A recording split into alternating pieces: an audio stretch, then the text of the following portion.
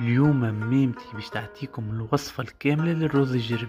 شوفوا معايا المنظر، شوفوا معايا البنة، قولولنا انتم منين تعملوا الرز الجربي بنفس الطريقة، ولا ناخذوا ربطة صلق وربطة معدنوس نقطعوهم ونقطعوا معاهم صدر الدجاجة كاملة، نزيدوهم البصل الربعي والبصل الأحمر، تنجموا تزيدوا السنارية والجلبانة، خلطوا كل شي مع بعضهم ونزيدوهم لفاح تكون من حبق ونعناع فلفل أكحل كروية هروس فلفل احمر وملح، نزيدو كاس زيت زيتونه ونخلطوا كل شيء مع بعضه. نحن اليوم اخترنا الشوربه في بلاصه الرز، طولها كاس زيت زيتونه نخلطوها بالباهي ونزيدوها للخليط متاعنا، خلطوه بالباهي ونزيدوا له 4 مغارف طماطم محكوك وكعبتين طماطم حيه. قولوا لنا انتم تحبوه بالرز ولا بالشوربه كيف ميم.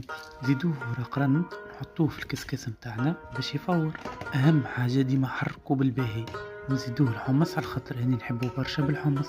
رد بالكم اهم مرحله هي التحريك باش ما يعجنش. كان عجبكم محتوى متاع ياني وميم تعملوا لنا فولو.